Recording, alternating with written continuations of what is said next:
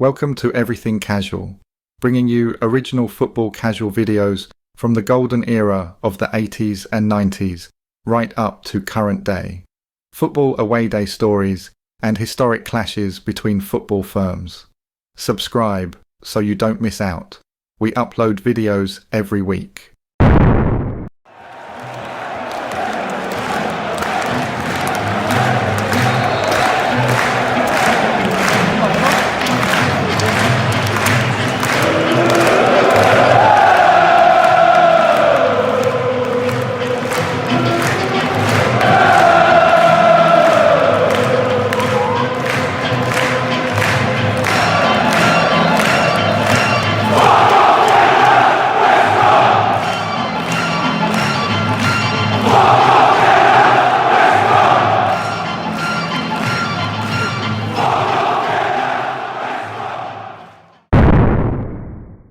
Nestled in the heart of the West Midlands, two football clubs have ignited one of the most intense rivalries in English football history.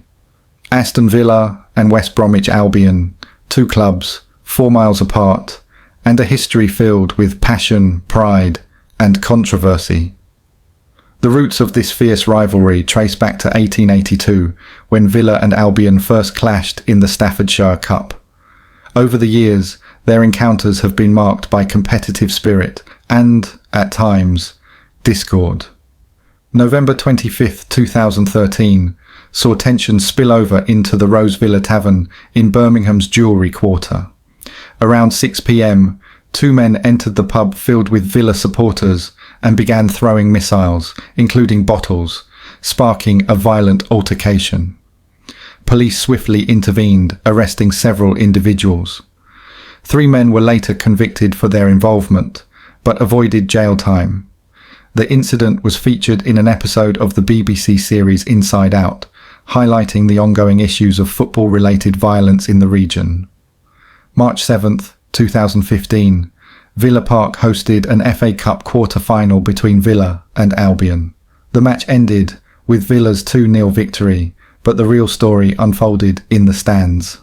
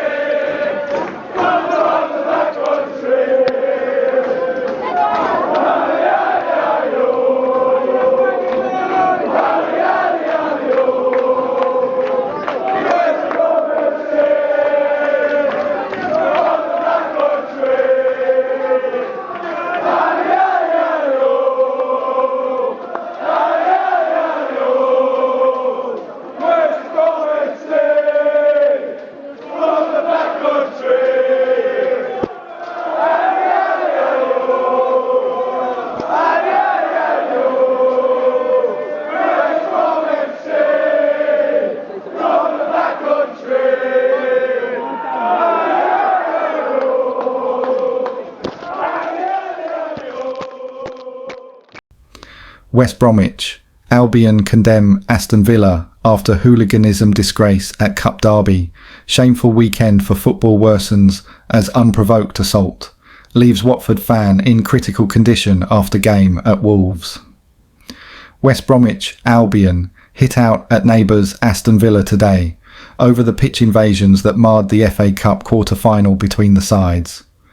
As Villa awaited the verdict of the Football Association's investigation, Albion issued a statement voicing their deep concern that the safety of their players had been threatened as home fans ran onto the pitch both during and after Villa's victory.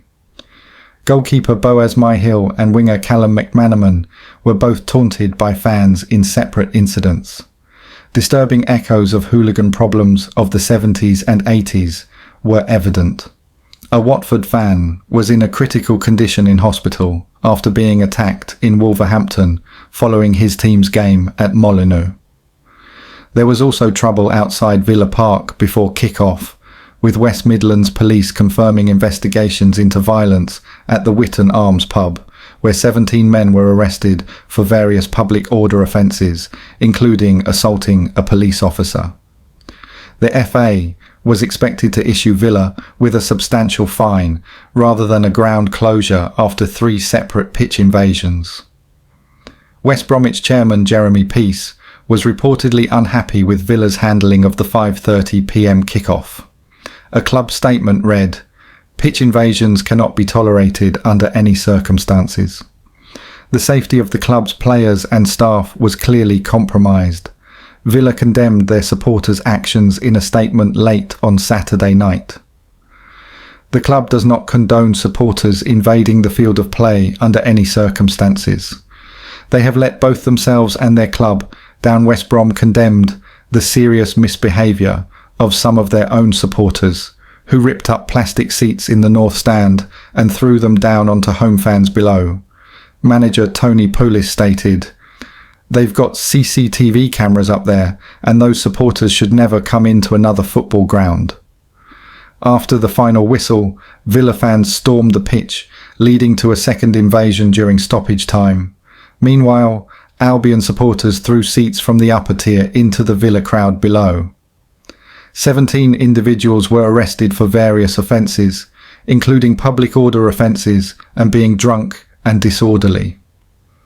Aston Villa Football Club was fined £200,000 by the FA for failing to control their supporters. The intensity of this rivalry is fuelled by several factors: geographical proximity, historical encounters, and the presence of football hooligan firms.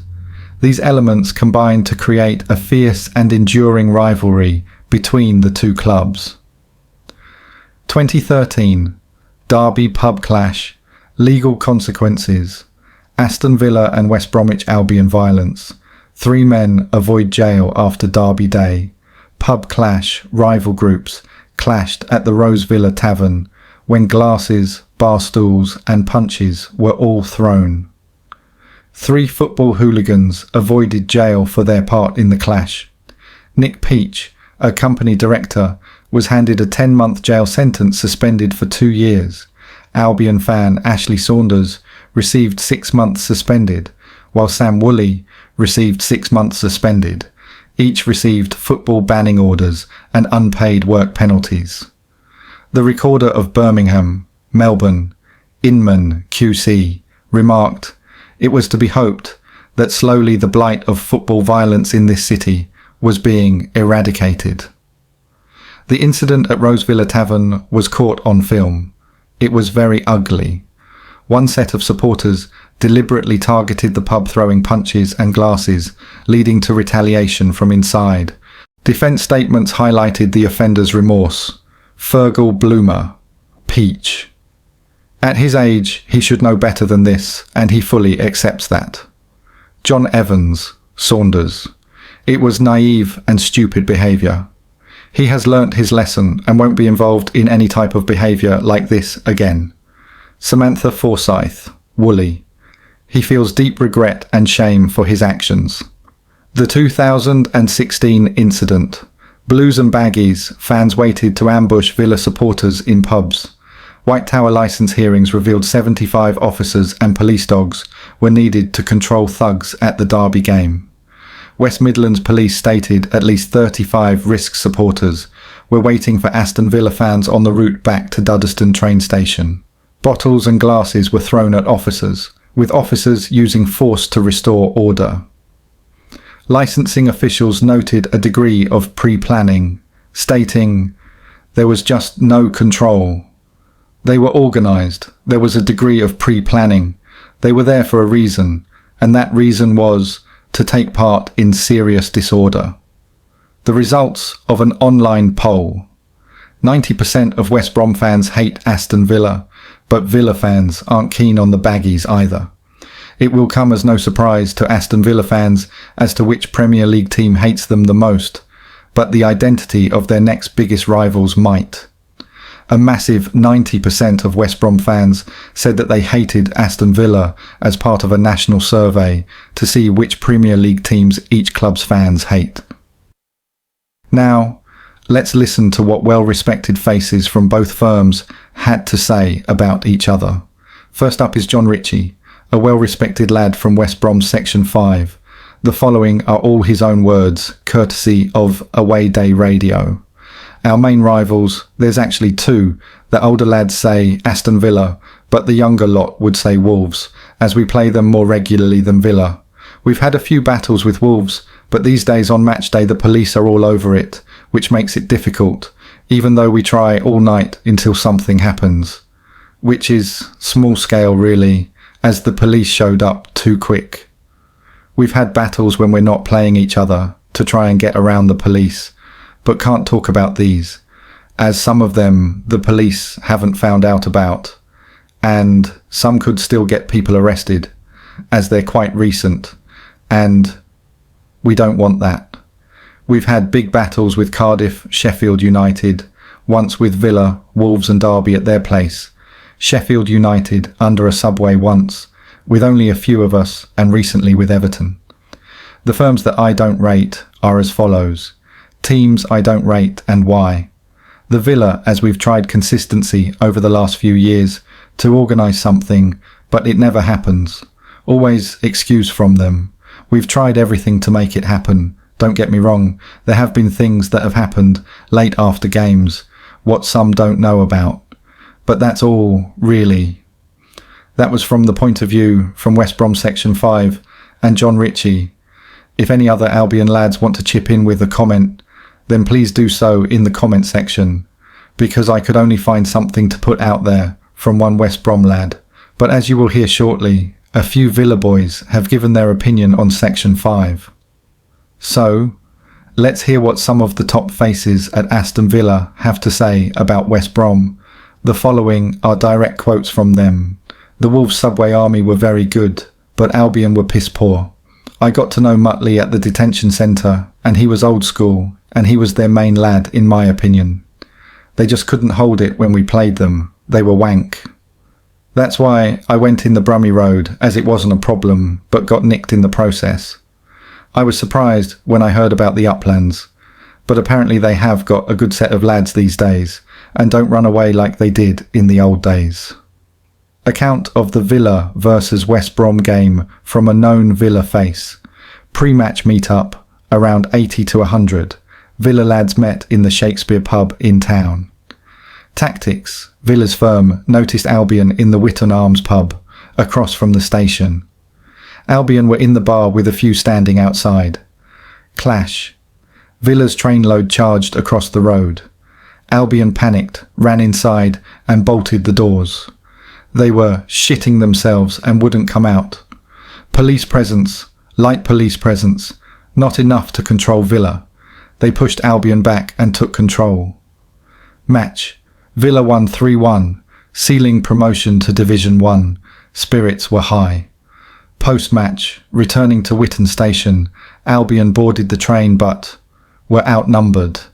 Villa stormed them, smashing windows and pushing Albion back into carriages. One Albion lad tried fending off Villa with a large triangular sheet of glass from a window. Train stopped at Aston. Albion were at 6s and 7s, battered, and chased off the platform. Another Villa lad called D-Dub took revenge on an Albion lad who had bloodied him earlier that season. But we will go into that later. We completely dominated Albion that day, both on the pitch and off it. Police eventually blocked New Street Station platform, but the violence had already been decisive. It was so one-sided, it was untrue. But I do rate West Brom's current firm, Albion's Section 5, different to the old Albion firm, very active, well organised and respected when up against Villa, he said. The famous battle, the Uplands pub fight in Handsworth, August 2004, was a major battle, with dozens arrested from both sides. Albion arrived tooled up. Villa hardcore and some steamers confronted them. The battle was largely captured on camera. The Villa hardcore leader showed bravery and galvanised others to stand firm. Albion was heavily armed. One was described wielding a metal bar, clashing directly with Villa lads. A Villa lad tried protecting himself, raising his arm as the bar cracked into it. he resorted to using only his belt in defence. Clarkey, a Villa lad, admits West Brom were the most impressive West Midlands firm Villa faced in their Premier League era. Section 5, impressive, with heads from the Steamers and the Sea Crew all agreeing, much tougher than the older Albion mob, who were mocked earlier in the book. Danny Brown, aka Black Danny, said, Wolverhampton Wanderers were highly respected by me, especially the old subway army, seen as even tougher than Birmingham's Zulus. Quintain, described as a true warrior, feared and respected, remembered from clashes and even in prison, and recalls a Knutsford service station battle. My first row with Wolves Villa Park, 1978, first game of the season at Witton Station. Wolves were waiting for trains, and we confronted them. Villa spotted key Wolves figures like Peter Asbury, David Owen, Brian Desmond, Amy Smith, the Kennedys. And this is what another Villa lad said about West Brom. Again, all his own words. This lot are a different proposition to their old firm, certainly very active and have acquitted themselves well when we have come up against them. They are best known for the battle at the Uplands pub in Handsworth in August 2004, a major off, which led to several dozen from both sides being arrested. Albion arrived at the pub tooled up, and when we came out to meet them, the brawl that followed was largely captured on camera. Whilst the majority at the Uplands battle were lads from a firm called the Villa Hardcore, some of ours, albeit not many, were involved, and one of the Steamers, along with some very good lads, held the line for a long time until the hardcore leader arrived on the scene. The younger lads know him better than they do our lads, and it seemed to galvanise the rest of them, even though Albion were the ones carrying weapons. One of the main lads involved in that fracas faced an Albion lad wielding a metal bar. In trying to protect his head, he raised his arm and apparently you could hear the crack as the bar met his arm. Faced with that, all he could use was his belt. He wanted the lad to drop the bar and have a straightener with him, but he wouldn't oblige. Of all the West Midlands firms we have come up against in the Prem, Albion have been the most impressive. We have spoken with heads from the Steamers and the Sea Crew. It is difficult finding anyone who rated the older Albion lot. Maybe there are some who think otherwise, and I'm not saying we haven't had lads who have copped a kicking there, but in general, they were poor. This is what Paul Brittle had to say about an old school encounter with West Brom. After our exploits a season earlier at their place, we decided to try again and carry on what was almost an annual Villa ritual of going into the Birmingham Road. 40 of us got into the Brummy Road end and made our way up to the back corner about 20 minutes before kick-off. The scream went up, "Fucking Villa!" and we went straight into them. All the usual suspects were there: Andy, Jimmy Ryan, Leslie Corby, Lofty, Joycey, etc. Albion backed right off, and I spotted a lot of them couldn't even see us through the crowd, so didn't know there was only 40 of us. The old Bill were on us almost straight away, and got us all down to the front, with Albion all coming back round us now the police were there. But they couldn't move us before the OB came. We were thrown out and had to pay again into the seats on the side, where there was a mob of Albion next to us, all game, with police in between us. However, all this hasn't really covered what actually happened in the famous battle in the Uplands pub in Handsworth, so let's take a look into it. A millionaire company director, an ex-soldier who served in Iraq, and an ambulance driver were among 60 thugs who have been sentenced for violence that erupted after a Midlands football derby. Company boss Darren Bro, age 41, from Aldridge, was sentenced to 15 months in jail and was banned from football matches for 7 years for his part in a brawl following a West Bromwich Albion and Aston Villa match in the year 2004. 8 supporters were injured in the clash on August 22nd, as a crowd of up to 80 people fought running battles outside the Uplands pub in Oxhill Road, Handsworth. The violence spilled across the road and into neighbouring streets, where young families were enjoying the afternoon sun. Those involved in the affray came from all walks of life, and yesterday the last of the 60 charged with violent disorder was sentenced at Birmingham Crown Court. Of those charged, 23 were Albion fans and 37 were Villa supporters, although one 20-year-old Jamie Teal was a known Walsall hooligan. Mark O'Connor, age 31, was sentenced to 22 months in jail and received a 7-year ban. Soldier Darren Williams, age 34, went to Iraq soon after the fight, but was later handed a 12-month sentence suspended for 2 years and a 5-year ban.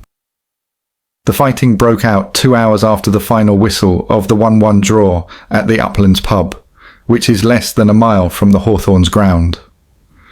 Most of the defendants had no previous convictions for hooliganism, but ringleader Simon Hamblett pleaded guilty to the more serious charge of conspiracy to commit violent disorder and was jailed for 3 years after admitting organising the fight.